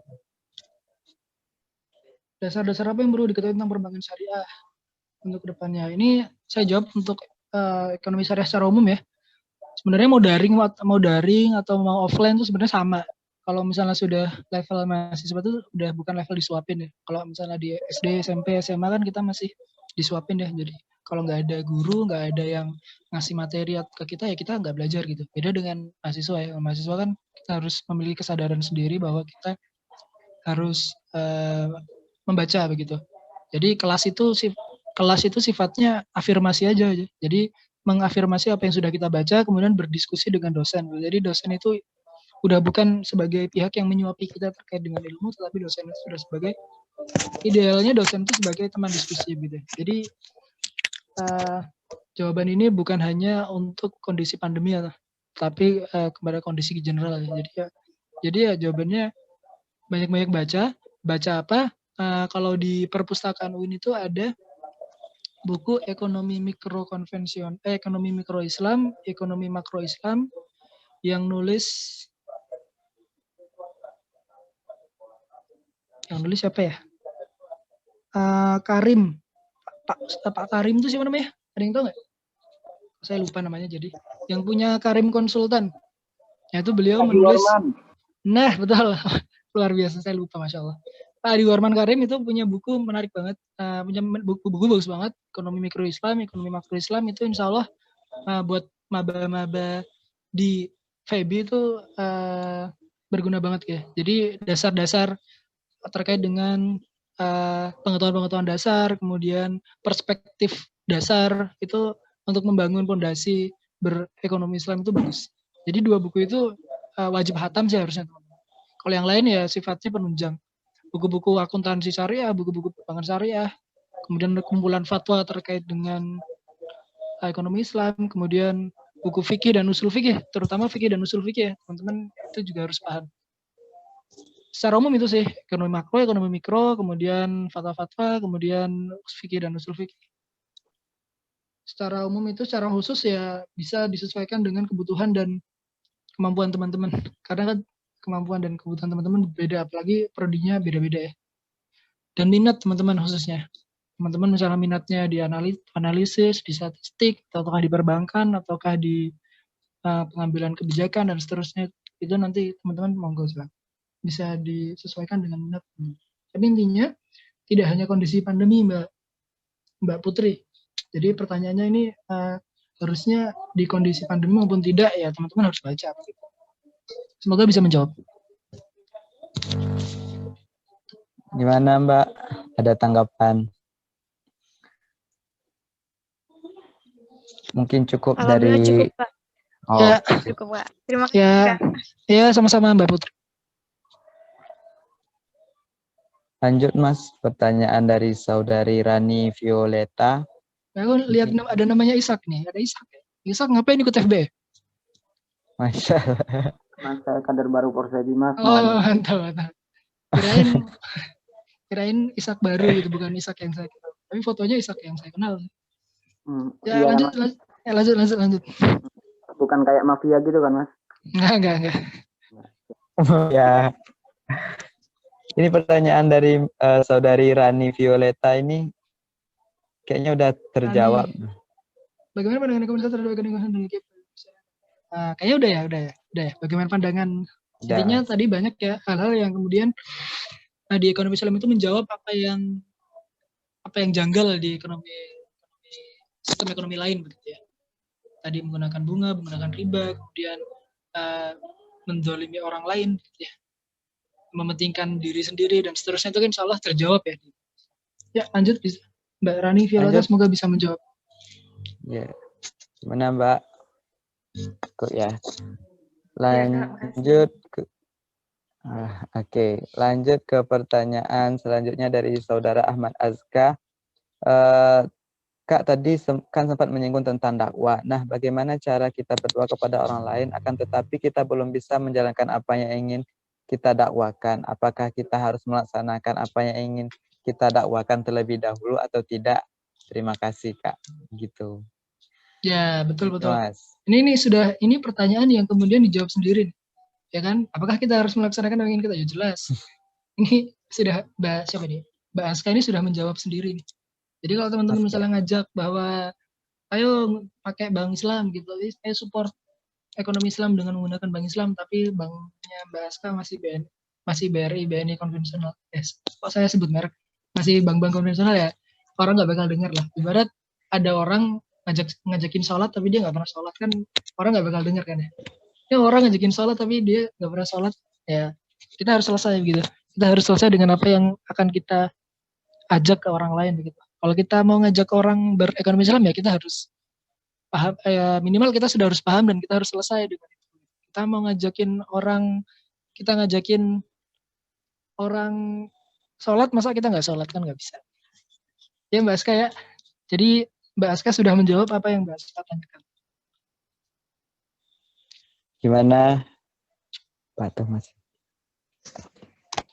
Oh, mungkin ini cukup Mas. Mungkin tadi pertanyaan dari saudara, ini kayaknya Mas deh, Mas Aska kayaknya. Oh, bukan Mbak Aska. Oh iya, Ahmad Aska, sorry. Saya punya saya punya banyak teman SD itu, setiap ada nama Aska itu perempuan begitu. Jadi mohon maaf ya, Mas Aska, mohon maaf ya. Oh iya, mungkin ini pertanyaan terakhir dari Mas Askanya karena waktu udah menunjukin jam 20.57. Kita beri kesempatan untuk kepada Mas Khalil untuk menyampaikan closing statement-nya terkait materi kita pada malam hari ini. Closing statement ya sebelum kita berpisah. Asik. Ya. Semoga kita bisa ketemu lagi di kesempatan atau forum lain ya. Jadi intinya tadi sudah saya mengulangi apa yang sudah saya sampaikan tadi ya. Jadi yang pertama ini juga saya ingat banget ini. Saya sampaikan ketika rakernya Ishak tadi ya. Kalau Ishak masih ingat. Jadi teman-teman nggak kebetulan berada di organisasi ini, teman-teman nggak kebetulan ketemu saya malam hari ini. Tapi teman-teman ini adalah rencana Allah ya, qadarullah. Jadi mulai mengurangi terminologi kata kebetulan, tapi menggunakan kata qadarullah. Jadi semua ini sudah sebuah dalam rencana Allah. Ya teman-teman berada di Forsebi itu ya berarti sudah qadarullah, sudah menjadi rencananya Allah yang sudah tertulis di Lauhul Mahfuz jauh sebelum teman-teman lahir gitu ya. Jadi harus dimanfaatkan benar-benar posisi teman-teman yang sudah diterima alhamdulillah di Forsebi bisa dimanfaatkan untuk mendukung baik itu bidang akademik dan juga bidang lainnya begitu ya. Karena insya Allah pengalaman saya 3-4 tahun di Forsebi ini sangat mendukung sekali, baik itu nanti di jaringan, kalau misalnya teman-teman aktif di POSI nanti bisa ketemu dengan teman-teman dari KSI seluruh Jogja, Jawa Tengah, bahkan seluruh Indonesia. Insya Allah banyak kampus-kampus besar itu sudah memiliki KSI gitu. Jadi teman-teman tidak berjuang sendirian. Jadi teman-teman melakukan sesuatu itu nggak sendirian, tapi banyak ribuan teman-teman lain di kampus-kampus lain yang berada di organisasi yang identik dengan teman-teman itu juga sedang memperjuangkan hal yang sama. Kemudian yang kedua tadi bahwa kita sebagai seorang muslim ini hukumnya wajib ya, wajib berdakwah, tetapi dengan catatan harus ihsan, harus baik, tidak boleh memaksakan kehendak, dan juga kita harus selesai dengan apa yang akan kita dakwah. Yaitu demikian sharing-sharing dan diskusi pada malam hari ini terkait dengan urgensi dakwah ekonomi Islam. Jadi kesimpulannya adalah berdakwah itu wajib bagi setiap muslim. Semoga yang sedikit tadi bermanfaat. Mohon maaf apabila ada kesalahan dan kekurangan. Kesalahan itu datangnya dari saya, kebenaran itu datangnya dari Allah Subhanahu wa taala. Sekali lagi semoga kita bisa berjumpa di lain kesempatan ya. Ditunggu undangannya nih pengurus-pengurus baru. Semoga bisa ketemu lagi, silaturahim lagi. Amin. Baik ya. Mas. Insyaallah. Ya demikian ya. Selamat malam karena sudah malam juga. Akhirul kalam. Assalamualaikum warahmatullahi wabarakatuh. Waalaikumsalam warahmatullahi wabarakatuh. Terima kasih banyak kami ucapkan kepada Mas Muhammad Khalil Rahman. Semoga ilmu yang beliau berikan merupakan ilmu yang bermanfaat dan dapat kita amalkan ke depannya. Teman-teman, mungkin saya menutup acara materi kita pada malam hari ini, dan saya akan menyerahkan kembali acara kepada Master of Ceremony. Sebelumnya saya meminta maaf atas segala kekhilafan dan kekurangan. Saya sudahi dengan Assalamualaikum warahmatullahi wabarakatuh. Saya kembalikan kepada Mbak Nitya. Waalaikumsalam warahmatullahi wabarakatuh. Baik, terima kasih kepada narasumber dan kepada moderator yang telah memandu jalannya pemaparan materi pada hari kedua FB kali ini. Foto bersama dulu ya, bersama narasumber. Kak Hoirul.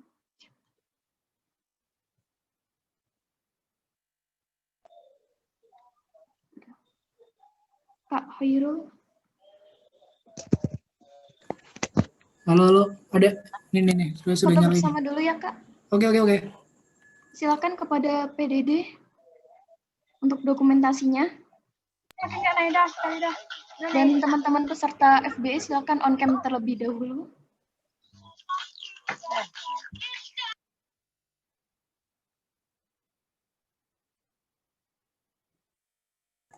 Fotonya nanti di-share ya, saya minta ya, panitia ya. Atau kalau ada Mbak Rini deh, saya soalnya dari kemarin jabrin sama Mbak Rini. Silakan di aba-aba ya, PDD-nya. Oke. On cam dulu ya semuanya teman-teman. Anda sudah siap? Mas Gea itu ada. Oh, Gea? Dia udah siap? Udah siap? Aku hitung ya. 1, 2, 3.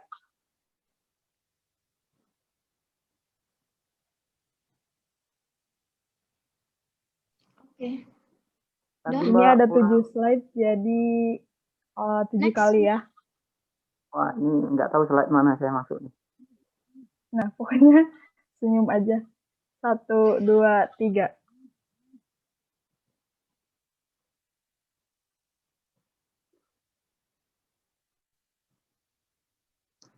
Lagi.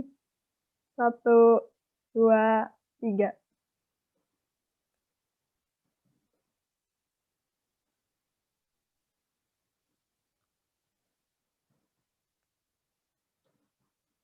Baru 3 ya. 1, 2, 3.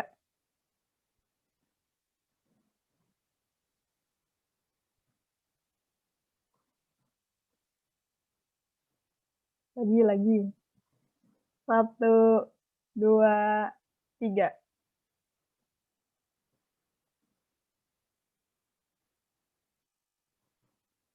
Sudah cukup? Ya, sudah. Sudah. Alhamdulillah, rangkaian acara pada hari kedua FBE kali ini berjalan dengan hikmat dan lancar atas izin Allah Subhanahu wa Ta'ala. Kepada seluruh peserta FBE diharapkan jangan keluar room meeting terlebih dahulu, karena selanjutnya ada 3 pengumuman yang akan saya sampaikan dan Saudara Uma pada malam hari ini. Pengumuman yang pertama yaitu setiap kelompok mengajukan nama untuk dijadikan sebagai kandidat Ketua Angkatan Forsebi tahun 2020. Batas pengumpulan namanya maksimal hari Selasa, tanggal 17 November ke masing-masing PJ. Silakan teman-teman berdiskusi untuk memilih siapa yang akan dijadikan sebagai kandidat Ketua Angkatan Forsebi tahun 2020. Pengumuman selanjutnya yaitu tugas resum dikumpulkan ke grup Share screen dulu Mbak Dia sebentar ya. Di Microsoft Word. Cukup 1 halaman saja dengan format nama filenya itu nama, strip, nama kelompok, FBE, day 2. Kemudian pengumuman yang terakhir, pembahasan mekanisme lomba FBE yang akan disampaikan oleh Saudari Uma. Kepada Saudari Uma, waktu dan tempat saya persilahkan.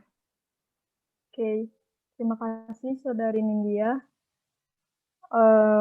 Langsung aja ya.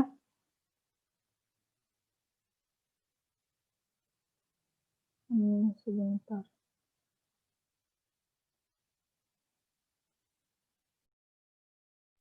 Silakan Uma.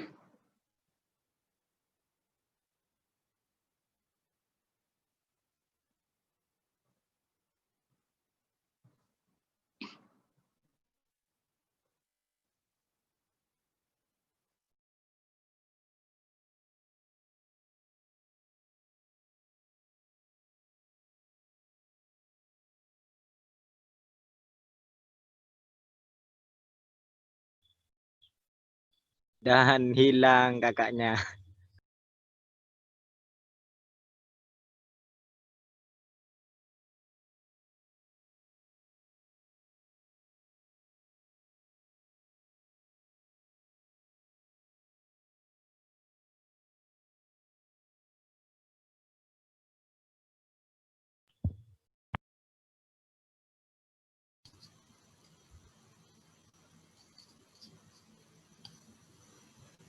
Sebentar nggih. Teman-teman, aku yang bahas ya soal mekanisme lomba FBE. Yang pertama itu ada lomba video kesan dan pesan FBE tahun 2020. Itu kriteria videonya itu durasi sekitar 2-4 menit. Video dibuat secara individu. Pada awal video memperkenalkan diri berupa nama dan nama kelompok. Boleh ditambah dengan tahun angkatan. Yang keempat itu video menjelaskan tentang kesan dan pesan selama mengikuti rangkaian kegiatan FBE tahun 2020.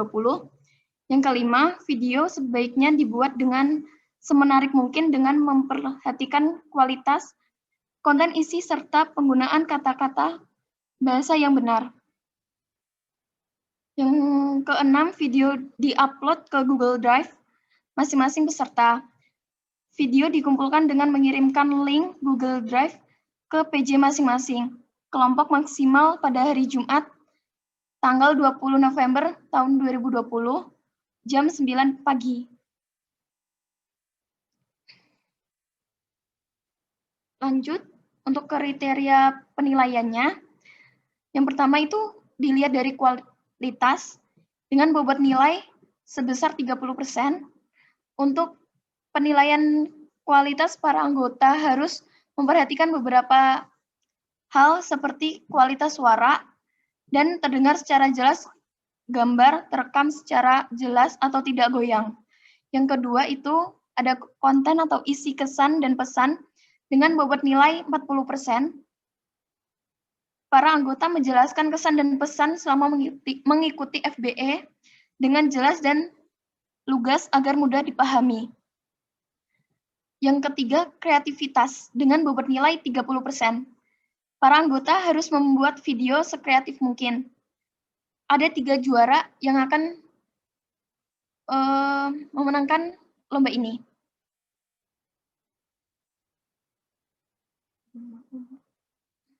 Next. Lomba kedua itu ada media quiz. Dilaksanakan pada hari terakhir FBE jam 19.35 WIB.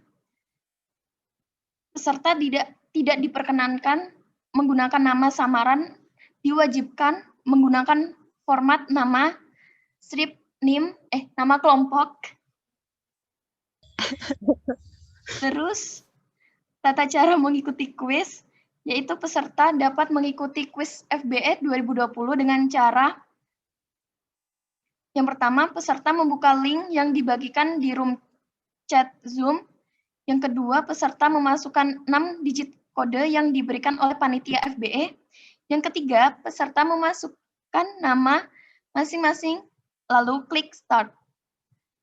Untuk keterangan kuis, yang pertama, kuis FBE berupa pilihan ganda dengan jumlah soal 20 soal. Yang kedua, setiap peserta yang telah selesai menjawab pertanyaan dengan benar, maka akan muncul berapa poin yang didapatkan dalam satu soal dan juga mendapat ranking dalam menjawab soal tersebut. Yang ketiga, waktu pengerjaan kuis adalah 25 menit. Poin keempat, ketentuan penilaian. Yang pertama itu, panitia FBE akan menentukan 3 pemenang kuis FBE. Yang kedua, pemenang akan dipilih berdasarkan banyaknya poin dan kecepatan waktu dalam mengerjakan kuis FBE 2020. Yang ketiga, jika ditemukan peserta yang menggunakan lebih dari 1 akun, maka panitia FBE berhak mendiskualifikasi peserta tersebut. Yang keempat, keputusan panitia FBE 2020 tidak dapat diganggu-gugat. terdapat 3 juara di lomba tersebut. Oke, next. Lomba yang terakhir ada lomba Twibbon dengan syarat dan ketentuan yaitu yang pertama, follow IG KC4SEBI dan 4SEBI Store. Yang kedua, pasang Twibbon melalui link tersebut. Yang ketiga, upload foto yang sudah dipasang Twibbon di story dan feed IG kalian. Yang keempat, gunakan opening caption dan hashtag sebagaimana tercantum dalam link di atas. Atau seperti forward di bawah itu ya. Next. Terus yang kelima, tag dan mention KC4SEBI dan 4SEBI Store. Yang keenam, foto yang dipasang pada Twibbon tersebut merupakan foto individu, bukan berkelompok, dan diperbolehkan menggunakan foto selfie. Yang ketujuh, foto yang dipasang pada Twibbon wajib menggunakan foto yang sopan. Yang terakhir, batas akhir pengunggahan Twibbon pada hari Kamis, tanggal 19 November, pukul 23.59 WIB. Sama seperti lomba yang tadi, ada 3 juaranya. Untuk kriteria penilaian ini, ada 2, yaitu penggunaan caption yang menarik dengan bobot nilai 40%, yang kedua, memenuhi seluruh persyaratan dan ketentuan yang telah ditetapkan oleh panitia dengan bobot 60%. Mungkin itu dari mekanisme lomba FBE. Apakah ada yang ingin ditanyakan, teman-teman? Kak, masalah ini, presensi absen. Bentar. Biasanya di akhir acara dia ada. Bagaimana? Kalau masalah absen, biasanya kan linknya dikasih pas di akhir acara. Iya, ditunggu sebentar ya untuk link absennya. Sekarang untuk teknis perlombaannya, ada yang ingin ditanyakan?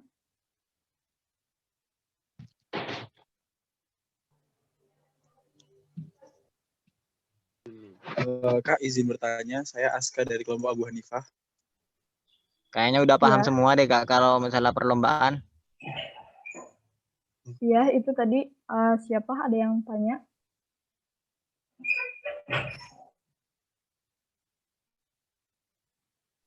Ada yang nanya, Uma? Ya. Dari Nabila Azahra, wajib mengikuti lomba atau tidak? Silakan, Uma. Oke. Jadi untuk video pesan dan pesan ini hanya dianjurkan, tapi untuk kuis nanti ini akan ada di rundown hari terakhir, jadi ini wajib. Terus untuk Twibbon dianjurkan. Seperti itu.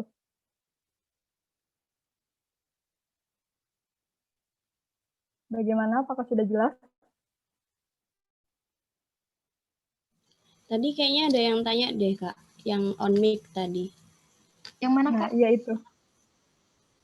Silakan boleh. Dari kelompok Abu Hanifah bukan ya? Iya Kak. Abu Hanifah. Saya Kak. Aska. Iya. Pertanyaannya sama sih Kak tadi sama yang sebelumnya. Apakah ini diwajibkan? Udah ditanyain tadi. Oh. Makasih Kak. Oke. Sudah jelas ya? Oke. Ya, insya Allah udah jelas. Makasih Kak penjelasannya Kak. Oke, sama-sama. Oke, makasih.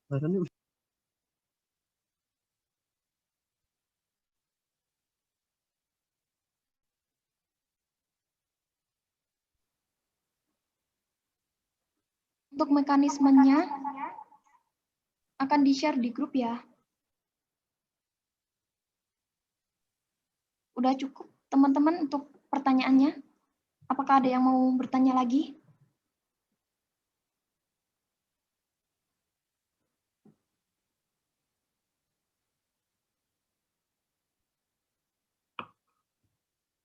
Sepertinya sudah cukup ya. Baik, akhirnya kita memasuki acara yang terakhir yaitu penutup. Marilah kita tutup pertemuan hari ini dengan melafazkan hamdalah bersama. Alhamdulillah. Alhamdulillahirrahmanirrahim. Terima kasih banyak kepada narasumber, moderator, peserta FBE, pengurus harian Forsebi, SC FBE, dan juga panitia FBE. Saya Nindya Yumilanda, selaku Master of Ceremony, mohon undur diri. Wallahumma fiq ilam aqwamitorik. Wassalamualaikum warahmatullahi wabarakatuh. Ekonom Rabani. Bisa. Waalaikumsalam warahmatullahi wabarakatuh. Forsebi. Juara. Assalamualaikum warahmatullahi wabarakatuh. Terima kasih ya Jangan lupa teman-teman. untuk screenshot ya teman-teman. Untuk Sama-sama absen. Kak Nindya.